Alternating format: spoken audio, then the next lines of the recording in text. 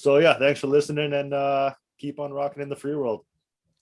You used that last time. Fuck off! I like it. Okay, I want a new one on the spot. Okay. Don't eat yellow snow. I don't know. And we're still going. We're still going because I want an actual one. Okay. Fuck. Okay. Hold on. Yeah. The train's boarding at the station. Here we go. And we out. I don't know.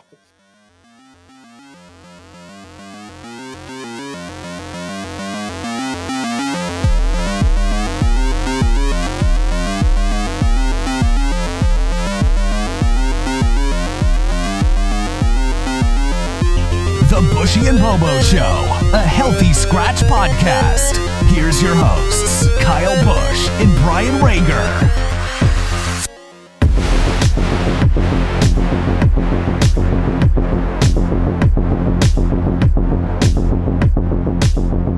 Welcome back to episode 13 of the Buschy and Bobo podcast on healthyscratch.ca. Lucky 13, we made it. Lucky 13, we are not canceled. Describe the hat that you're wearing right now, Bobo. Well, I am wearing a Tampa Bay Lightning hat. And actually, know what? I just realized where I am, like where I'm sitting. Give me 1 second here as well, because right beside me, I got. He's got the Stanley Cup champion Tampa Bay banner. I don't know where you got that. Stanley Cup banner from one of those beer cases. But it's not with the old logo. No, they did the new logo on like. That makes no sense. I know, it makes no sense. It says 2004. So wait, this is before last year, obviously, then too. Yeah, this. I've had this down here for a while. Huh? It's dirty. See.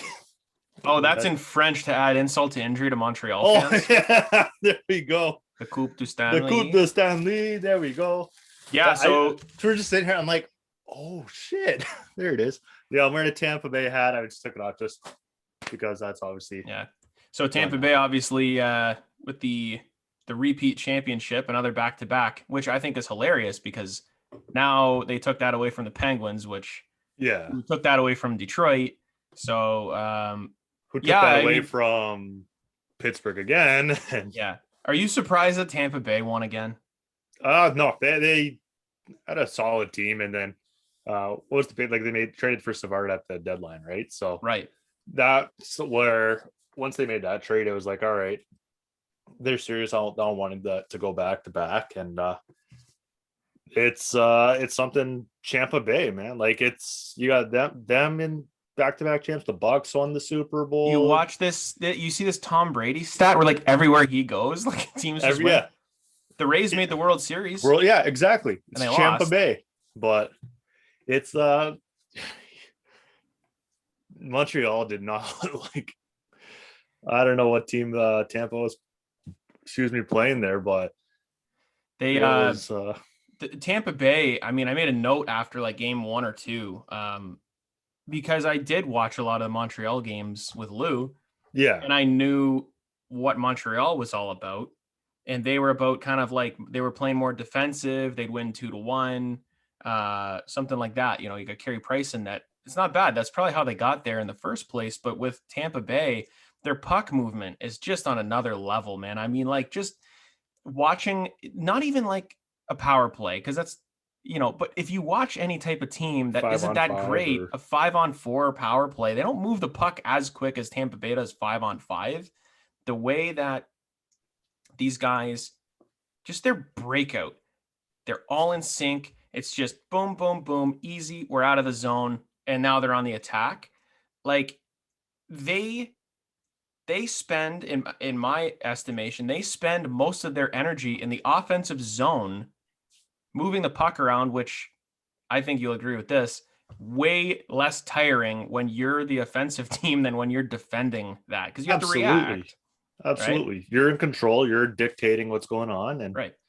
So just the way that these guys smash the puck around, like Kucherov to Stamkos, back to Hedman, over to freaking Point, and it's just boom, boom, boom, boom, boom, boom. And they're finding lanes that no other team was finding. And I was watching this just like, I mean, how do you defend this? You don't. You can't defend it. They're like in Montreal would not like they're not in the right position. It's just Tampa was so good at just making them move slightly to open up that lane, and then it's quick, right? And it's moving across, and it's exciting to watch. You're off a fraction of a second, and that puck's getting through. Yeah. Montreal just hope they'll put out a stick and get a piece of it, but it's but that's what you're doing against any other team. It just was very impressive how they moved the puck. Their breakout was great. There was a game where, I mean, watching it, I mean, Montreal couldn't get out of their own end, and it wasn't because they couldn't. It was because Tampa didn't let them. Like their forecheck was like an onslaught. Like every single time Montreal tried to do something different, go up the boards, D to D, around the back, like whoever it was forechecking so damn hard. There was like 6 or 7 times where Montreal tried to clear and they just couldn't do it. In the middle of like a Tampa Bay change, it was one guy. And it was like, oh my God, I just flip the thing out. The Tampa Bay they showed what, like they have so much talent on their team and so much depth that, I mean, a pipe dream that Montreal would, beat them. I think so. They got one game at least. They didn't get swept, but it was a mismatch, man. The one thing I want to say to you is, I know when we first thought, like you said, I know a bunch of people are going from Montreal because Canada's team, and I know you hate that. So were you rooting for Tampa, or were you just like hoping a good series and let the better team win? I mean, I picked Tampa to win the cup like before the playoffs started. Let's just say that. So, cha-ching, check mark. Cha-ching. But I don't think, because people go, what team are you going for? I'm like, I'm not going for anything. My team didn't even make the playoffs. There were teams I was rooting against, right? That's what we were talking about on the last podcast. Like, well, who are you going to go for? And they said, there might be a team where, okay, I like some of the players on there, so I'm hoping they do well. Does that mean I'm rooting for them to win? I don't care. I'm not living and dying with this. Like I have my teams that I usually go, okay, I'm going to go down the checklist of who I want to get eliminated. Pittsburgh, Montreal, they're gone. Usually it's Montreal, but like Vegas, I can't stand Vegas anymore. So they lost. Toronto. And then the Habs were one, but just like going through it, like with Lou, I'm like, okay, I can kind of put that aside. And I honestly was like, why do I not like Montreal? Like, because a lot of no, that's nothing to do with that. Because you're not one of those. I mean, okay, Blackhawks, I'll put those in the list too, but they didn't make the playoffs, right? So, but it's because I think it's because the fans are so like obnoxious with their ole. Like I hate that. Like what the, like you're the only fan base that has that stupid chant. Anyway, like Erie Street today. Yeah, it's gonna be with Italy playing, but so yeah, I mean with Tampa Bay winning the cup back to back, they can win it again next year. Because I was telling you that's what I was just gonna ask you. Yeah, their core stays the same. Like John Cooper was saying, these guys, they're not going to be together again. They're going to break up the band, and that was the last dance. Well, what happened last year towards this year is they didn't really lose anybody. They kept the same squad. This year, are they going to lose like maybe Coleman and Goodrow? Yeah, like Savard, they can't re-sign him. No. Like Tyler Johnson, you gotta move somehow. You're gonna lose someone to the expansion draft. And I don't even know who they might lose someone really good. Because when I was looking at, and we're going to do that, everybody's been doing the Seattle expansion. We'll do that next episode. But like they might lose someone like Eric Chernak. Like that's a possibility where he stepped his game up big time this year compared to last year. He was basically top 4 guy playing on the third pair. Like, so they're going to have the band together. Stamkos is back. Kucherov's back, points under contract for another year. Killorn's still there. McDonough, Hedman, Sergachev, like Vasilevsky, their whole Palat, they're all still there.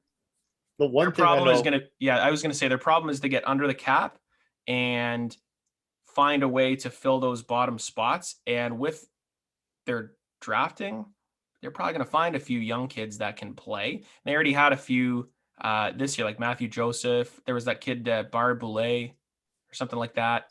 They have some younger guys that could play a fourth line role, no problem. Yeah, and I know the one thing we were talking about before is like, all right, if you're Tampa, how do you get under the cap? Who do you move? And you're saying a Buschy hot take, quote unquote, was, do you look at moving a guy like Stammer? Yeah, I mean, like hot take, I would say like you got to get rid of Johnson for sure. And with the way that he played in the playoffs, I don't think it would be as hard as it was during the season when you waived them twice. And that's the thing. People think like if you get waived and you don't get claimed that you're not a good player. That's not true. It's just some teams don't want to take that contract. There's a 50 player limit to contracts. If you're at 49, you're losing your flexibility. So you actually might want to trade a player back to take him. Is Tampa going to have to trade a pick with him to get rid of him? Probably. But is it going to have to be a high pick as maybe it would have been during the season? No, because he played pretty well in the playoffs and he kind of slightly got back to that Kyler Johnson. Like he plays well in the playoffs. So like, for example, there was rumors about, obviously he's a Steve Yzerman guy. Yzerman signed him as a free agent, right? Yeah. Would Detroit take him in a second, for like a minor league guy? Like probably. Like I would do it. Detroit has like $45 million in cap space. It's only for the next 2 years. And don't they have like 45 million picks? Yeah, they got a ton of picks too. But I'll take another. Yeah, why not? Because you could always bundle those picks, or you'll see something like that. Yzerman's a guy that knows how to draft, so yeah, and take advantage of a situation like that. But so we're talking about Victor Hedman. He's got a stat here that's really cool, which I don't know if you know, but did you know that Victor Hedman is the only player in NHL history to score a goal in every single calendar month?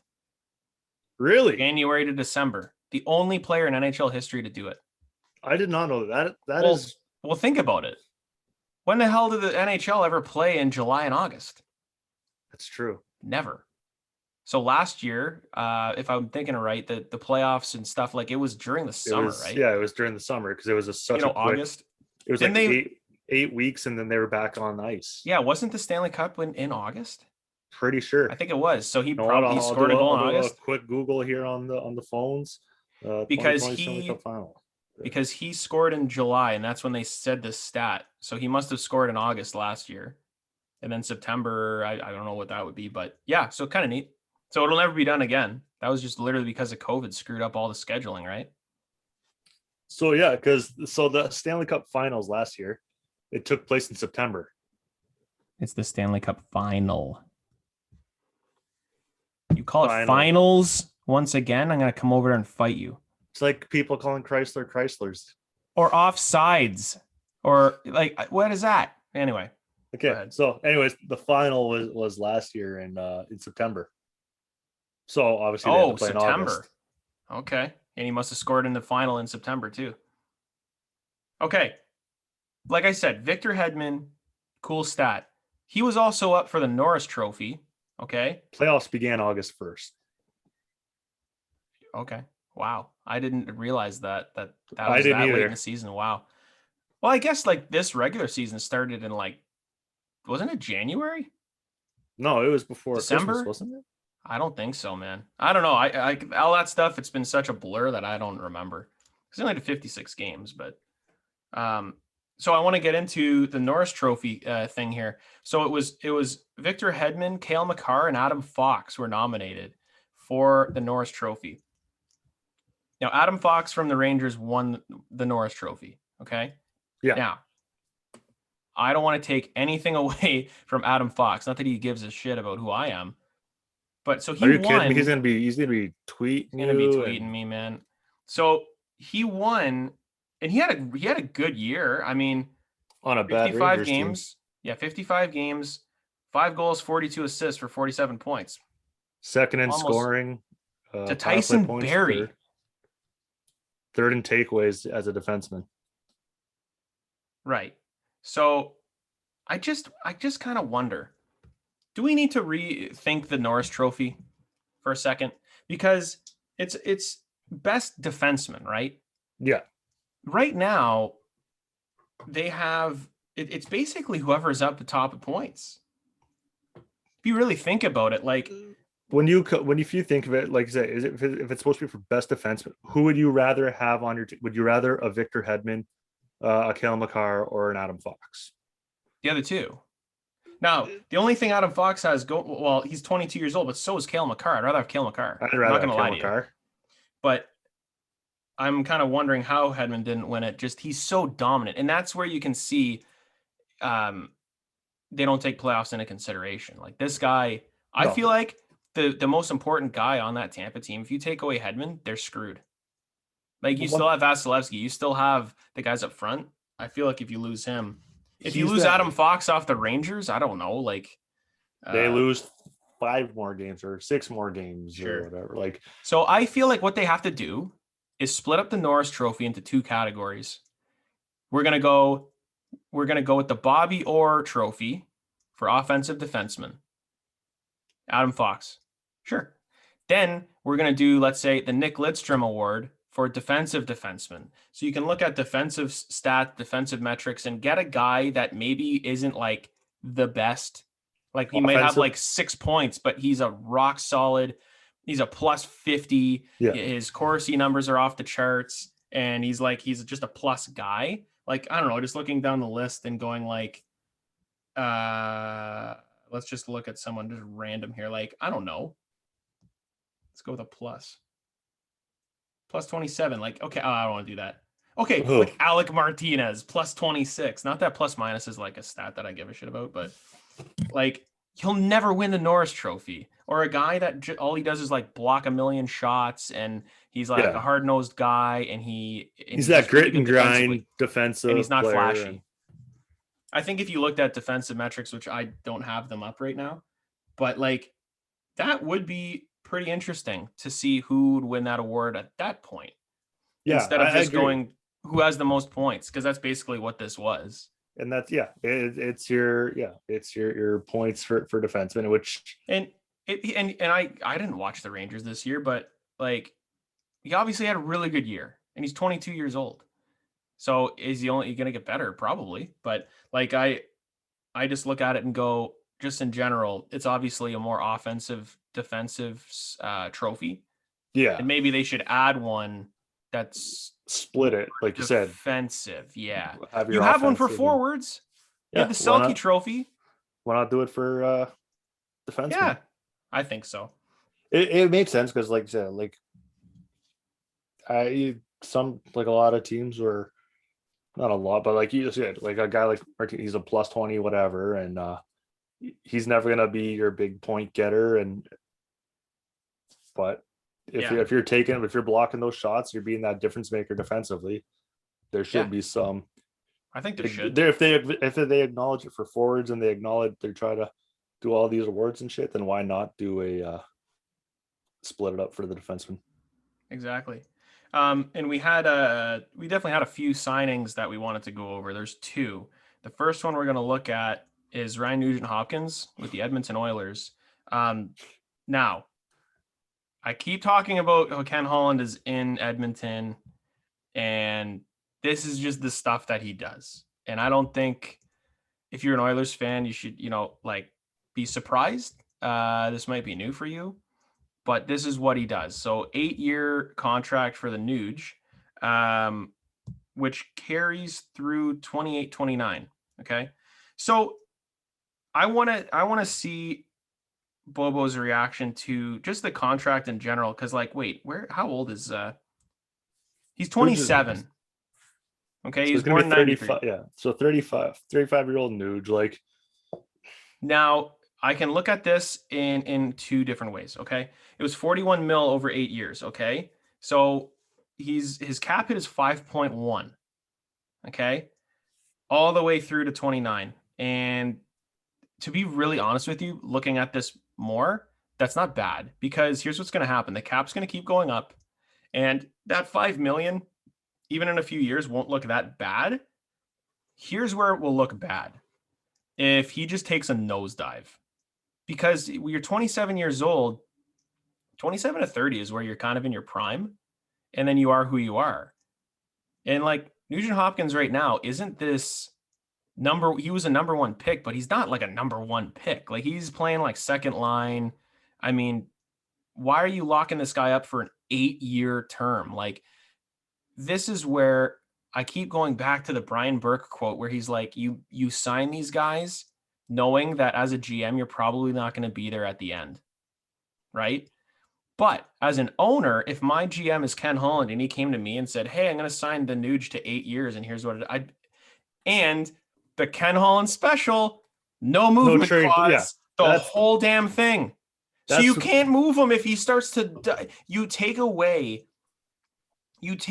all these options. And this might be something where it's like he can have a list of teams, but it's still handcuffing you where it's like, why would you do that to yourself? There's no way I'm giving out a no trade clause unless you're Connor McDavid, man. And at the same time, if you're McDavid or Draisaitl, other than that, no. But even with a no trade clause or no movement clause, like you're just handcuffing yourself. And I'd rather give Nuge $6 million a year without a no movement clause. Is that how much it costs to him? Is $1 million a year? Because then fine, here, take it. Because then I can trade you easily.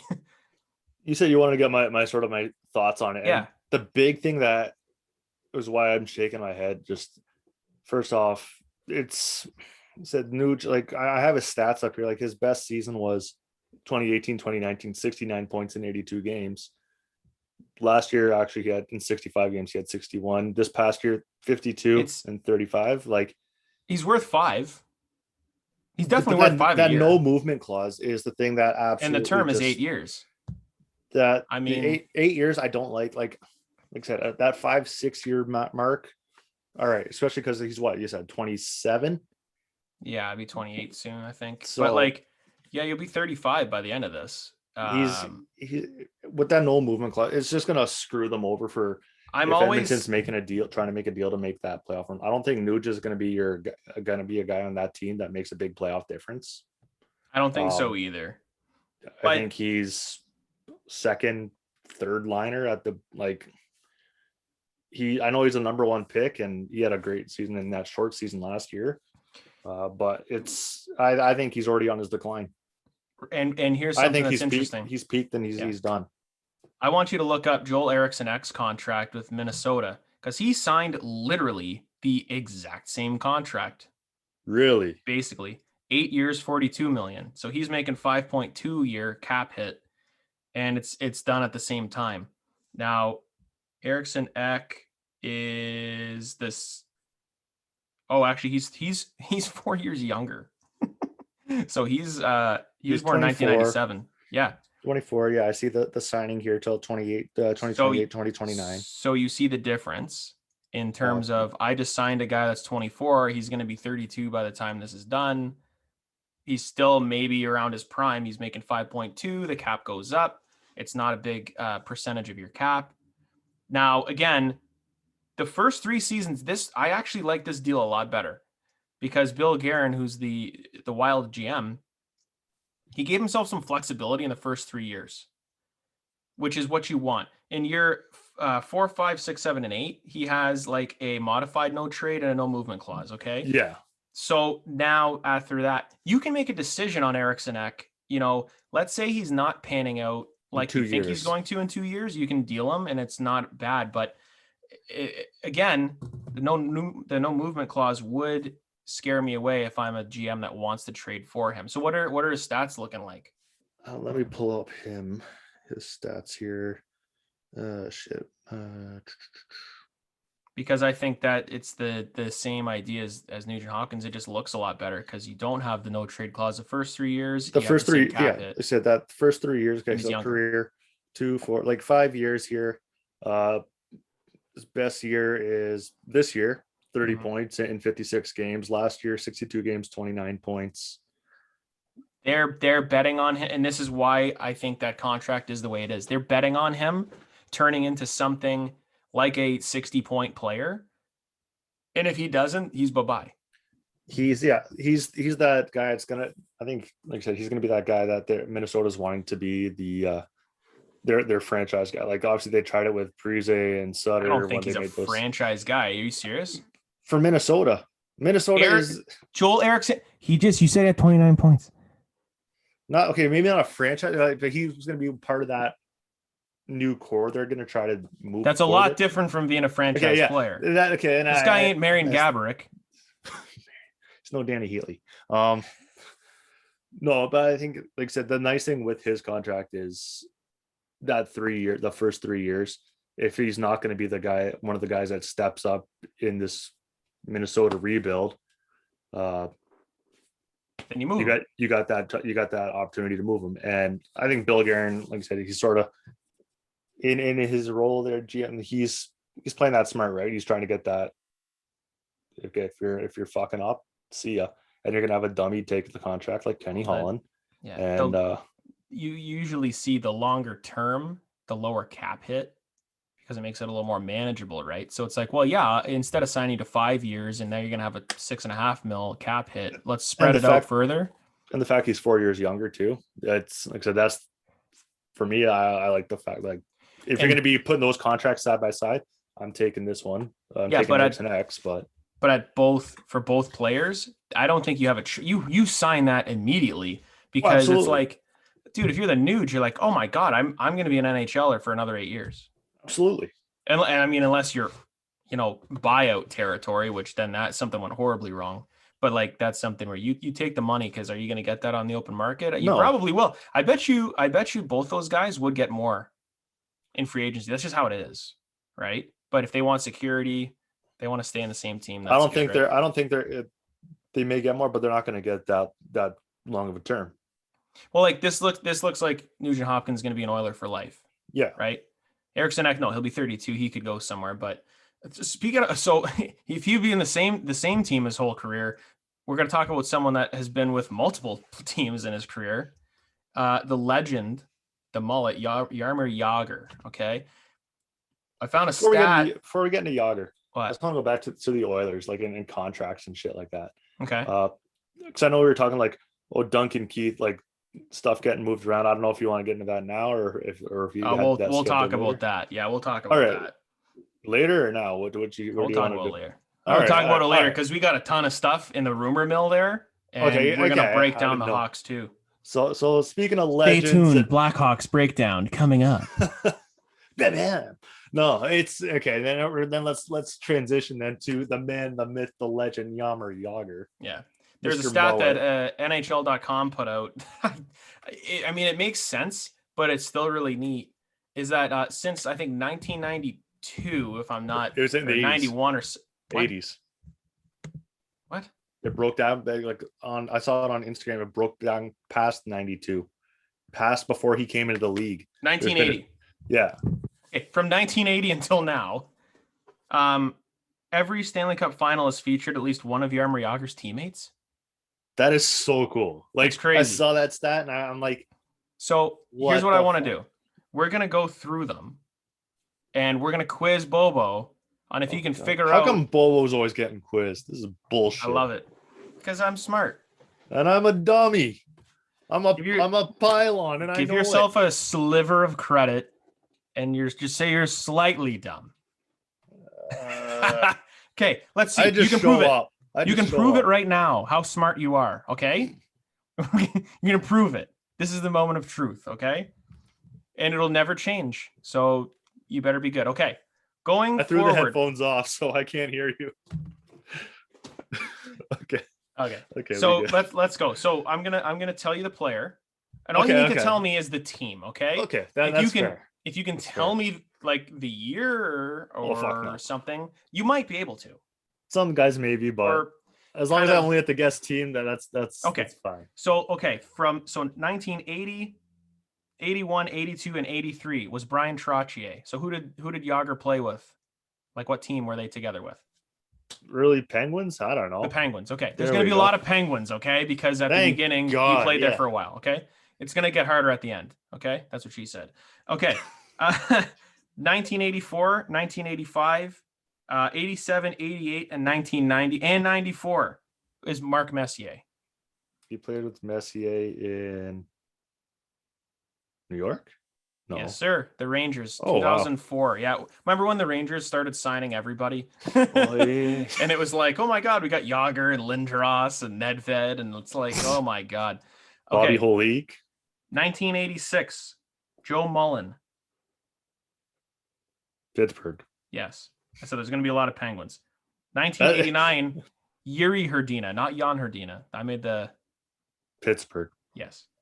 Anything before like 90. So whatever, I'm going Pittsburgh for the most part. 91 and 92, Jagr actually won the cup. So that's who it was. 1993 was JJ Daigneault, who Pittsburgh. I think that year, it was Pittsburgh. I think he played for Montreal in the final anyway. 1995, Tom Chorsky, who I think at the time was with the Devils when they beat the Red Wings. Pittsburgh. Yeah. There's, like I said, a lot of times. Exactly. 1996, Scott Young. Pittsburgh. Yeah. 97, 98, Doug Brown. Pittsburgh. Yes. 1999, Benoit Hogue. Pittsburgh. Washington. Yes, you did. You got him. There we go. Washington I'm trying to think like where Jagr went when he went each team. So yeah. But the thing is like some of these guys, it was like the tail end of their career, or like we're gonna get to one where it was like they played together like when the guy was a rookie, but he played like way further down the line, and it's like you got to really think. So 2000 was Scott Gomez. They played together in New Jersey. That's what I thought, but no. Pittsburgh? No. Scott Gomez. We just talked about it. Washington? No, they were signing everybody. The Rangers. Oh, Rangers. Oh, shit. Yeah. Oh, wow, yeah. 2001, Chris Drury. He played for the Avalanche that year. Chris Drury. Rangers. He's the GM there now. Oh, fuck. I don't know. Yeah. 2002, Brendan Shanahan. They played in New York together, right? Yep. Now, here's an interesting one. 2003, Jay Pandolfo, because that's when he played with the Devils. Who? I didn't know this one. You don't know Jay Pandolfo? He played for the Devils. Washington? No, it was the Bruins in 2013. So Pandolfo got picked up at the deadline. So they played together technically. Fair enough. We're getting there. 2004. This is where it gets a little tougher. 2004, Pavel Kubina.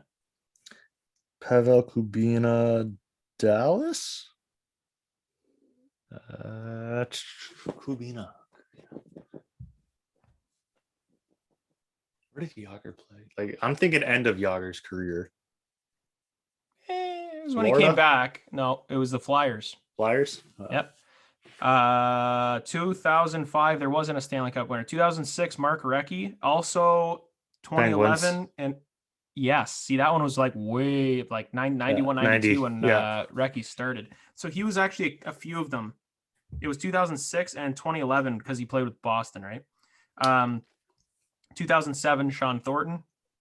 He won the Ducks. Sean Thornton. Where did he play Sean Thornton? Down in Florida, right? No, Sean Thornton was retired by then. Washington. No, I never played there. Boston. Oh, yeah. Shit. Fuck. 2008. 2008, Andreas Lilia. The bane of my existence before Jonathan Ericsson showed up. He was my pre-Ericsson. Oh, he's your pre-Ericsson. Oh, he was brutal. Okay, 2008. So, what if I told you when they played together? Oh, yeah, sure. That helps. It was like 2012. 2012. So then you're looking Philly. Yes. Okay. 2009, Peter Sikora. This one I wouldn't have got. I looked this up and I'm like, Devils. No, Rangers. 0506. I guess Peter Sikora played for the Rangers for a second. I don't know. So yeah. Chris Versteeg. Florida. No. Isn't Chris Versteeg a Florida thing? Florida guy? Yeah, but not at the same time. So then you played with them in... I'm talking tail end here. Calgary. Yeah. All Okay, then Mark Rickey. Okay, 2012 and 2014 was Willie Mitchell. He played with Willie Mitchell, not in Willie Mitchell. Okay, I know Willie. Did Mitchell play in Florida? Yeah, he did he play in Florida? Yeah, Panthers. Yep, you got it. Versteeg was also 2015. 2013. Now this is one where I actually NHL.com screwed up because they put Dan Carcillo for 2013. Dan Carcillo never played with Jaromir Jagr, but another guy did. It was Michael Roosevelt. Philly. Nope. Rangers.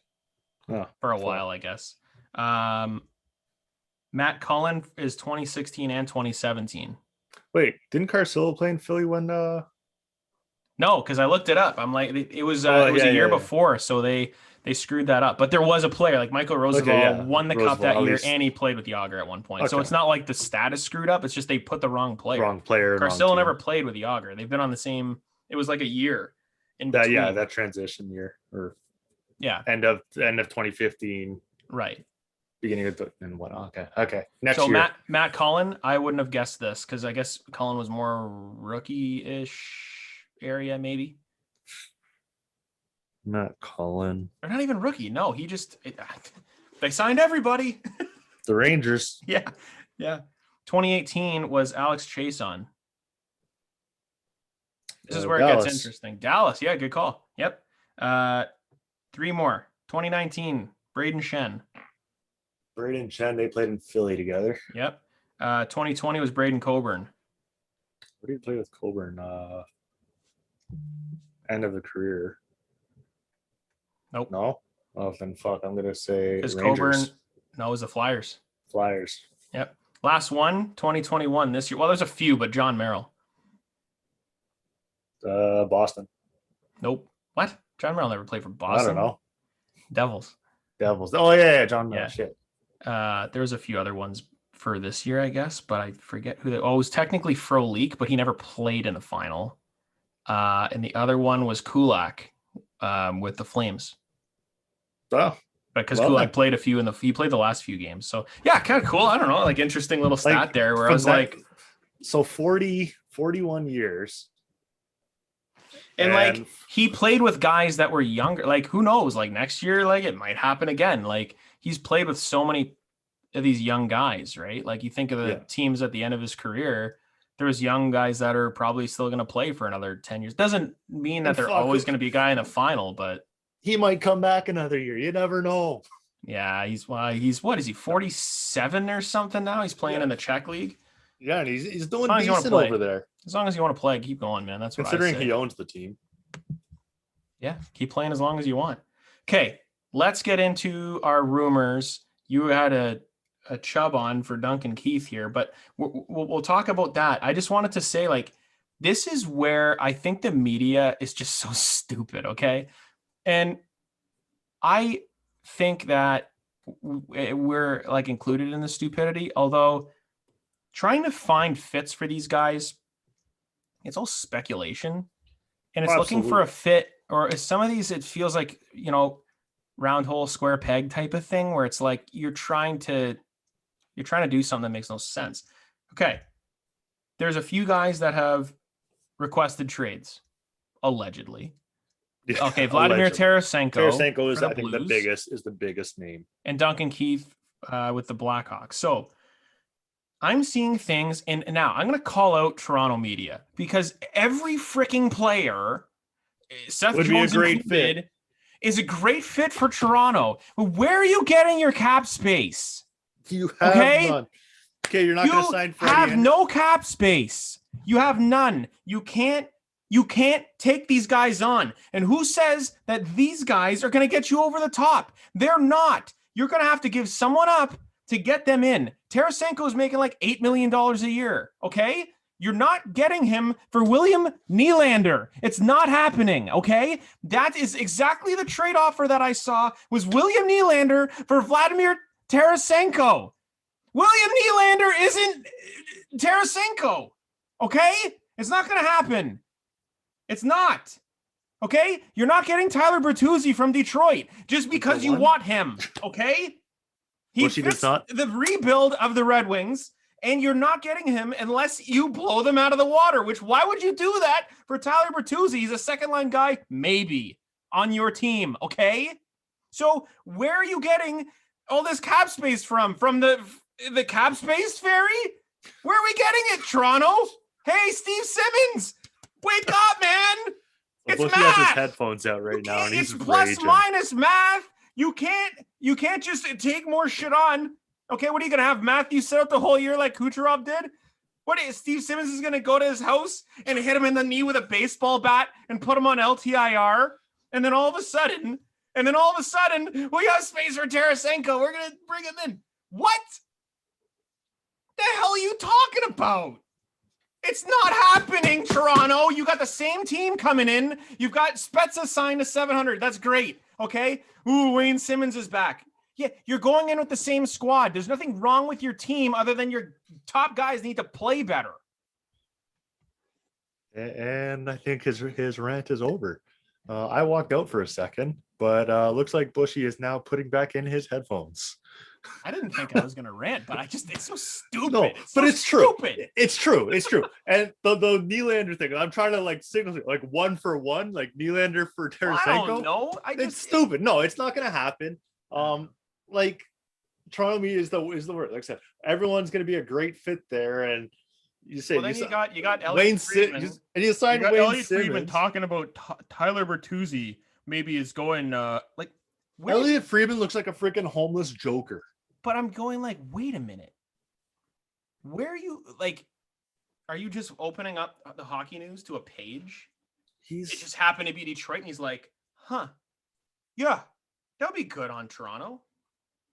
There's literally no basis. No, you know who else would be great on Toronto? Freaking Connor McDavid would be great on Toronto. Okay, but I'm just saying, like it's how did he pick Tyler Bertuzzi? Like, yeah, it's like, okay, we need grit. Who's got grit? Who's on a team that's not that good? But it's like, hey, but wait a minute, you're not thinking about it the other way. Like, why would Detroit give him Toronto up? media will never look at things the other way. They have no picks either. They have nothing to add to the trade. They have no prospects. They got nobody. Timothy Liljegren, he's just in the minors. Sandin's kind of okay. You're not going to trade him either. Where'd my headphones go? And his headphones are off again, and he looks like he's just trying to put them back in. I got dog hair all over. The dog came over. He thought I was in pain. I'm good, man. It's true. Like everything Toronto media is like you said, the hockey, like watch people, this. like media. We're gonna do our free agent thing like we did for the trade deadline. We're gonna do that, okay? Where we're gonna go through all the free agents, right? Maybe a week before, and find, okay, where's the fit? Where? Yeah, we're gonna go through the cap situation. We'll go through the depth chart. Who needs what? We'll figure it out. Maybe that's what Elliot does. I don't know. But no, because the thing is there's no reason. Yeah, there's no reason that like they would trade Bertuzzi unless you blew him out of the water, which you can't because you have no draft picks, you have no prospects. You can't just take a guy. You need to send something back of value, and they don't have anything right now. Okay, they've got like 3 picks this year. Like Toronto's boned. Okay, so they got like no cap because like the one guy they're losing is what, like Freddie Anderson. That's not. They're gonna lose Kerfoot to the Seattle Kraken. Big deal. So okay. That being said, Elliot Friedman does not look at the salary cap. Like, he probably does. He probably does, but it's just like, well, they'll find a way. Yeah, they'll find a way. Tarasenko, I didn't even really look at where he's gonna fit. Any team will take him. Like, that is not the thing. Now, actually, what I was gonna say before I got all steamy is they're gonna link every single free agent to Toronto. That's what they do. Okay, they'll find. You can say any player, and they'll find a situation where if they trade Nylander, and then they could bring him in. They could bring Tarasenko in here. It's like, but if I'm St. Louis, if that happens, I'll eat my phone. Okay, if Tarasenko goes to Toronto, you shoot the boot. Yeah, whatever. All right. Sure, I don't know. I don't know what you get out of it if they don't, but I guess that's a shoot the boot guarantee. Yeah. They're gonna have to give up too much. Like, they're gonna have to you're gonna mortgage everything. Like, they almost did that this year by getting rid of picks. By they don't have any draft capital. Their cupboard's gonna be bare pretty soon. Like, who do you think's going to come up? I mean, this Robertson guy, and you've got Sandin, and like I said, Liljegren, like maybe. I mean, other than that, like, what do you got? You know, you don't really have any assets to move. What are you gonna trade? What is it, Amarov? Their pick from last year? Probably not. You know what I mean? So yeah, Tarasenko getting moved is interesting. I'm not sure why he would want to trade from St. Louis, but yeah, a team that seems just wants out. Like they're not a bad team. They just won the cup 2 years and 3 years ago. So yeah. And this Duncan Keith thing from Chicago feels more like a. Well, is he from the West Coast? Like, I don't understand. I'm pretty sure he's I think he's an Alberta boy. Is he? Okay, so like, I think so. I'm probably totally wrong. But it's like, buddy, you're in Chicago's right kind of there, isn't it? Like, am I stupid? Or like, Winnipeg. I mean? He's from Winnipeg. It's right underneath. Isn't it? Pretty much. Like, pull up a map. Pull up a map. I am. Wait a minute, Duncan. I'm gonna help you out, buddy. I don't know him. Buddy, you're on a first name basis with him. Okay, it's a little bit of a drive. But here, we're gonna go directions from Chicago. Okay, it's not that far as I'm looking at it. It's gonna tell me right now. It's a 12 and a half hour drive, but we have to say that. I mean, Duncan Keith is a millionaire. Okay, it's a couple hour flight. Yeah, this one says it's $877, 5.5 hours. But it says there's one stop, and that's Air Canada, United, and Delta. Anyway, okay. Duncan Keith wants to go west, young man. Then fine, whatever. Is he seeing the writing on the wall with Chicago? Maybe. Probably. Now, again, rumors, but this one I'm going, yeah, totally makes sense. We just talked about the Oilers and Ken Holland. Ken Holland comes up every freaking podcast we do because it's just like, of course he does. Duncan Keith and Edmonton are linked. And I've read, like, I was reading some things like on oil, like I don't know why Oilers stuff just pops up on, like, I'm not an Oilers fan. I don't care for them, but their stuff always pops up. And some beat writer for the Oilers, it was just like Duncan Keith needs to, like, Oilers need to sign Duncan Keith on at least a 3-year deal. He's going to be that piece that gets him over and gets him to a Stanley Cup.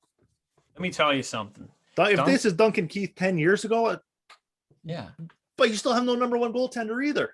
Who are you going to go with? Mike Smith? I know Ken Holland has a big hard on for Mike Smith right now, but yeah. I want to bring up. There's the thing. I got to bring up cap space here. Okay, here we go. I just wanted to look at his contract right now. Okay, so he's 37. He's got another 2 years. So on Cap Friendly, things actually did flip.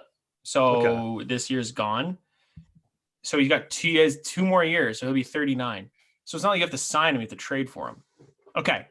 So he has no movement clause. He's going to pick where he goes. Now, that already for Chicago dilutes his value. Yep. Because if he wants to go to one place, I mean, that other team can go. One thing. You know, I'm not going to do it. Here's the problem with Duncan Keith, okay?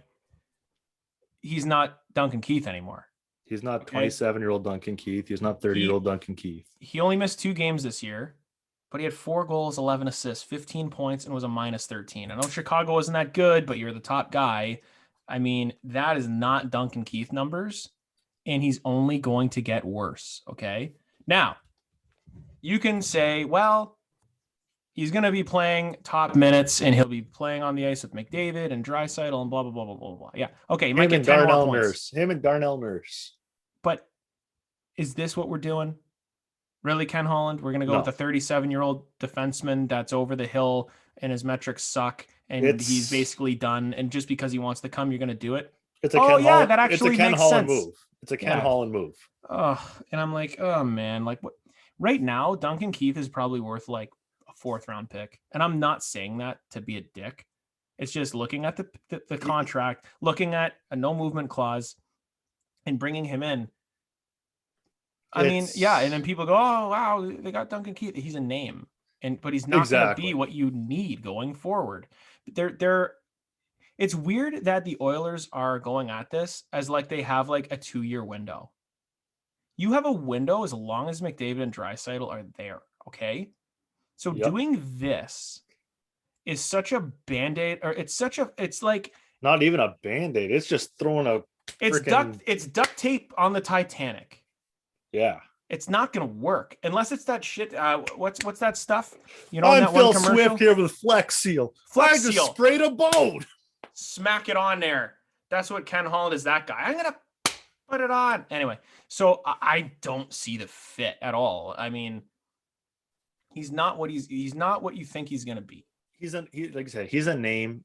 He's 37. I'm sorry. It's not he's 30-year-old prime Duncan Keith. Right. He's and I know he wants to move, but maybe that's why he's like, I see the writing on the wall. Let's go through the Blackhawks right now. Right. And see what they're doing. Now, and also we have to mention, like down here, like, so Jonathan Taves. So thank God he was okay. Dying. I thought he had like ALS or something. We didn't hear anything. And it's like, God, I hope not. Well, he has some autoimmune thing where like he just like had zero energy and things were going on. He's back skating now, which is good. But now he's making 10.5. He's 33 for the next 2 years. That's a big contract. Now this is all long-term injured reserve. Andrew Shaw retired. Brent Seabrook retired. You know, we'll look at the forwards here. Like, even let's look at their lines just to see what we're dealing with here now. Yeah, just what they got now. If you put Taves back in here, you know, Pius Suter actually had a pretty decent season, like at the beginning. Had him in fantasy, and he was doing pretty good, and I think he kind of peered off a little bit. Down the middle, you put Taves in there, it's a little bit better.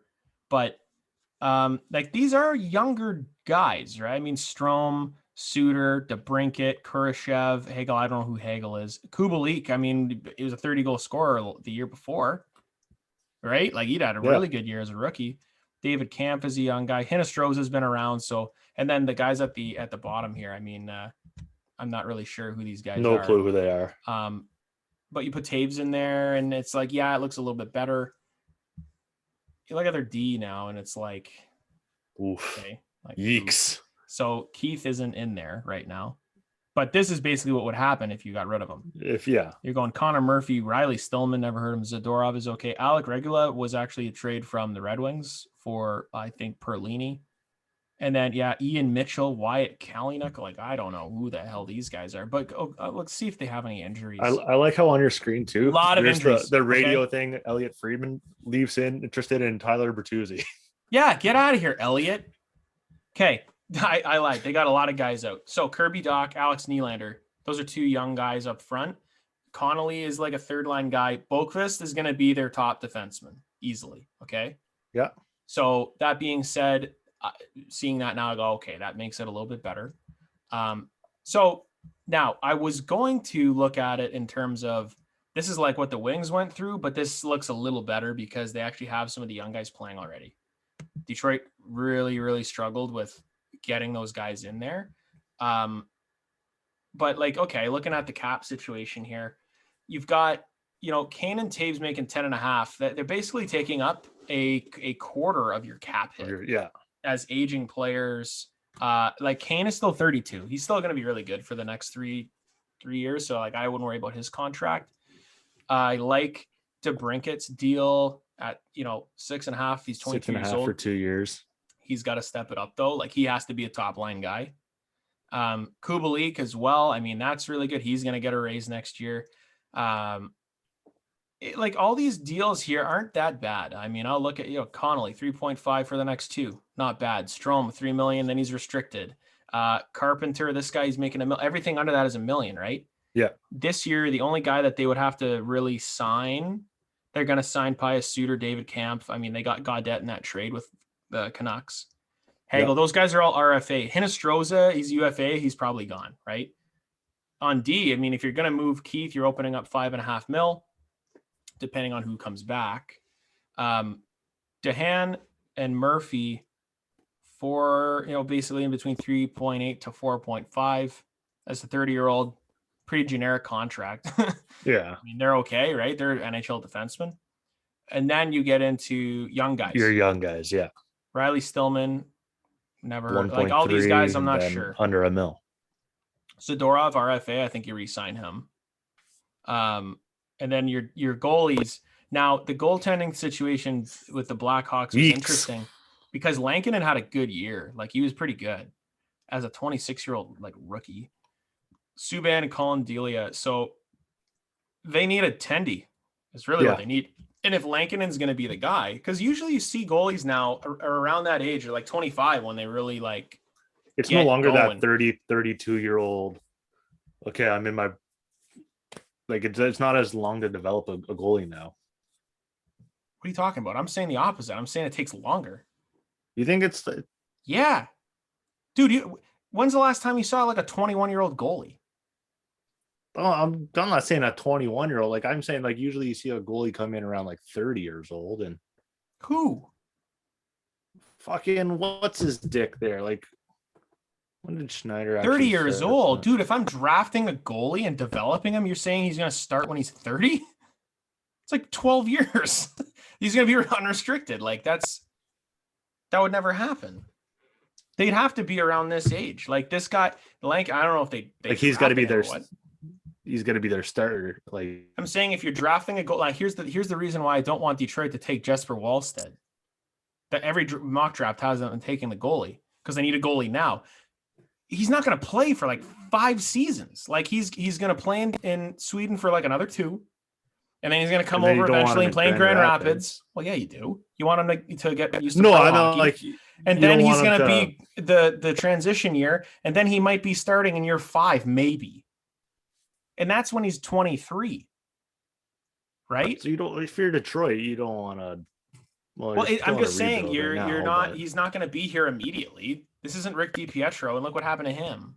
Like, this isn't Marc-Andre Fleury. He's making bank still. Unless Wallstedt comes in and he's like Marty Brodeur, like, you can't play him now unless he's ready to go. Like, is he better than Jonathan Bernier? I don't know. Like, I don't scout. I don't know anything. But yeah, so Chicago needs a goalie. And another guy that they said they were looking at was I think it's Casa is another goalie that's supposed to go in the top. But again, it's the same argument. Well, you're drafting him now. He's not going to be ready for 5 another years. 4 years potentially, right? I mean, unless he's way better than all 3 of these guys, and you don't think it's going to crush his development. Because if you're Detroit and you're going through a rebuild, you don't want him getting shelled every night. No, you want to bring him in when your team's on the ups. So now a lot of these, like I said, like Taves would come back in at 10 mil. Look at their cap space.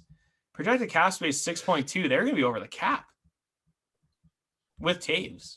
Yep. So that's going to be interesting. Who do you move? That's where you look. Like, do you move Duncan Keith? Because then you would be. Yeah. And that's probably a reason you do move. All right, but yeah. But so that no movement clause is the thing that's gonna, like I said, you're not going to get a big return. Yeah, and they could get creative too with moving a few other guys, getting their young guys in. I don't think Chicago goes in and does this big splash, which I don't think you can. Like, at this point, that's kind of you're kind of hanging on to something a little too long. Like, if I'm them, I'm probably looking at moving Kane and Taves. Well, yeah, you got to the band up, man. Keith is gone, Seabrook's gone, Crawford's gone. These guys, you got to retool gone. Yeah, well, he's gone for a while. No, but it's Chicago. They had their run. They did well there. It's 3 cups, man. It's worth it. But now let's break it up. Yeah, let's move on, right? Okay, these are their top prospects. So Lucas Reichel, a German guy, he was 17th overall. I remember being like, yeah, I mean, seemed pretty good, and so he's their number guy. But he's playing in the DEL, so he's playing with men, right? So that's pretty good. 27 points. I think he's with Berlin Ice Bears.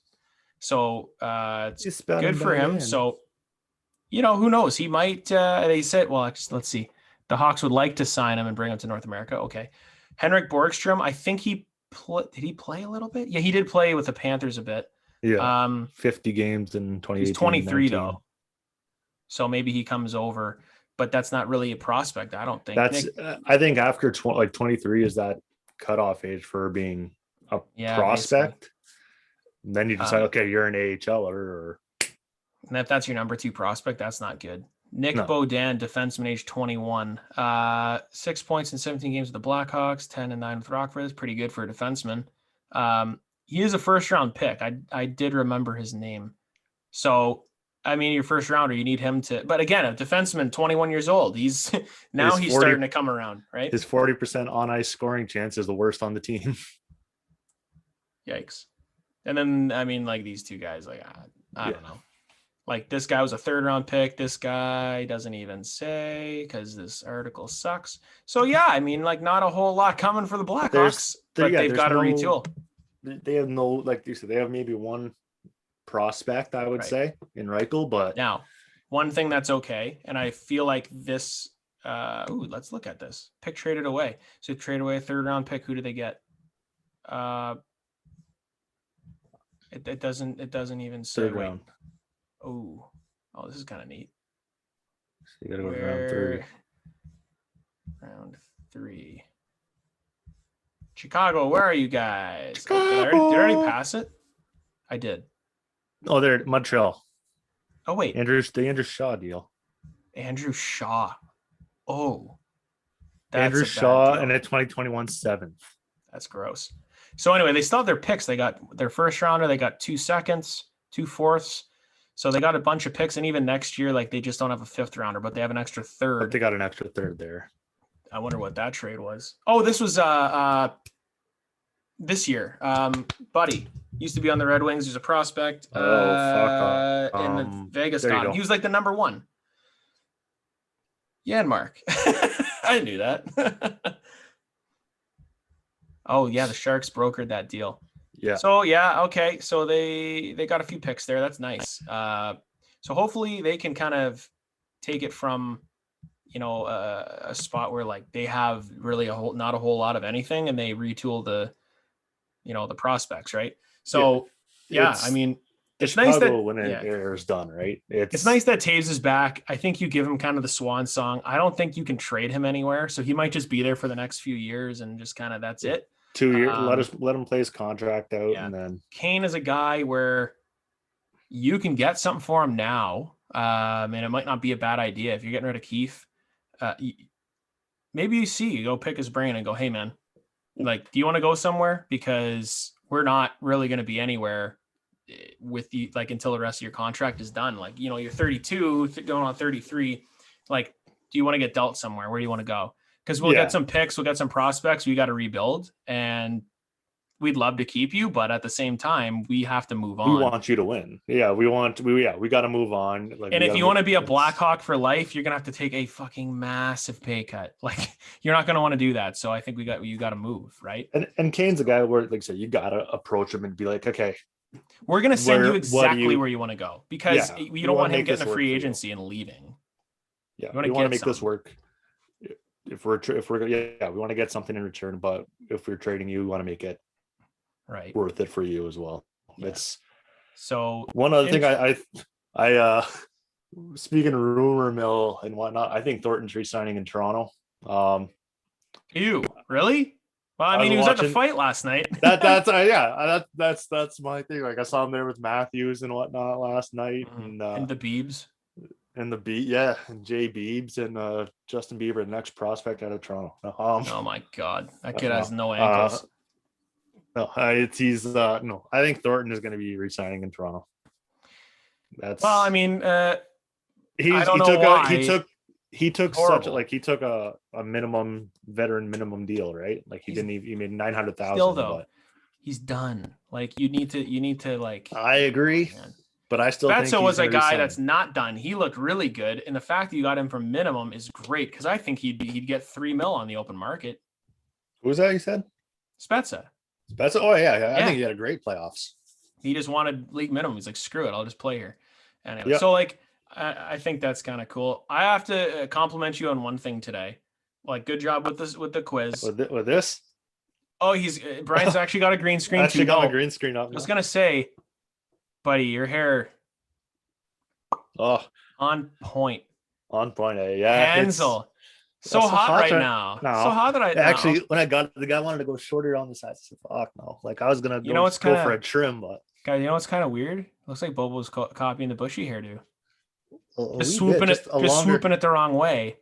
Well, I always swoop it this way, and even when I had it long, like when I would go to, like, when I want to look nice, I would put it up like that instead of just slicking it back. But looking good was never the problem, was it, bud? Oh fuck no. But yeah, no. just had to throw that at you because of all my friends, your hair is always like you're gonna come over next weekend and you're gonna have a mullet. Like how? It grows fast. My hair grows pretty quick, and that's my thing was like I know Angela, she likes the long hair, so I said, know what? I'm gonna get a cut right now because you look like Adam Boquist. Have it look nice for Buschy's wedding and go from there. Yeah. Getting there, man. People are going to be looking at you that day, so you got to look good. No one's going to be looking at my ugly ass. I will be. Anyway, okay, so moving forward, we just want to say follow us on Facebook and Twitter and check out our website. And we have some fun things we're going to plan. Everybody and their brother has been doing a Seattle Kraken expansion draft. So and Healthy Scratch is doing it too. We're going to do it too. Yeah, but we do have, Brian, I'm just going to tease it. I'm not going to tell everybody exactly what it is. Just give them the tip. We have a really fun thing we're going to do. If there's one thing that everybody has and that's noticed about YouTube. Yeah, is what me and Brian like to do is like we love the draft, stuff. We love trades and like contract stuff. I was just like, I have an idea that is going to be really fun. It's going to be a whole podcast that we're going to do. I think the Seattle one will be kind of a full pod too. It'll probably be a little bit shorter, but we'll do maybe that. And then like our free agent preview, maybe like in the same one. But the one after that, when you mentioned this to me, I'm pumped for it. I'm full candy corn. Yeah, I am. It's going to be fun, but like we could have a fun one where we're going to do, and it's going to be live and it's going to be draft related, but not how people think. And we're going to be together for it. Yeah, we're going to do that too. We're going to find out. We'll figure it out because that trade deadline one was a pain in the ass to do, but we're going to figure that all out. So episode 13's in the books. You got anything else you want to say there, bud? No, just those who have been listening. If anyone is, yeah. Well, I guess the first season basically done. Like we're gonna kind of move on and kind of go. This is the off season now, and we'll talk some hockey if something pops up. But I think now as we go into off season mode, I think it's gonna be more fun stuff. More of this. All the quiz things we were doing and stuff, and like quiz stuff. Maybe we'll just switch it up and just go talk like total video games one day, or like COD, or like we can do whatever, man. Because that's the thing in the off season. Yeah, you're going to get that flurry of people signing, and then it's kind of quiet. Then you get the draft. Which, did you realize the draft is literally like the day before my wedding? Yeah, that's why I'm taking the Friday off. No. Yeah, let's do it. Because I'm like, I don't know, might as well. Like, I don't think I have anything to do at night, so you might as well come over watch the draft. And I think some pod type stuff, I guess. But shit, I just thought of something like could do it too, and I just. Yeah, I don't know, because we're golfing the next day, and then Buschy's getting hitched, and I'm gonna be a father, so that's something else that's pretty cool too. That's new that we told everybody. So yeah, a lot of things happening over here, man. On the Buschy side of things, and then Bobo's getting married in October, and then we still got to figure out some sort of bachelor thing. I think maybe like Grand Bend or whatever. But. You know what's kind of crazy is we still haven't booked a honeymoon yet. Like we want to go somewhere in Ontario. It is a pain in the ass right now, so I would look now. Yeah. Like for that type of stuff, it's a joke right now. I might look today, just try to find some Airbnb or whatnot. Honestly, there's some if I places... find something, I'll just message you and we'll go from there. Yeah. So okay, boys. Episode 13. Episode 13 Buschy and in the Bobo. book.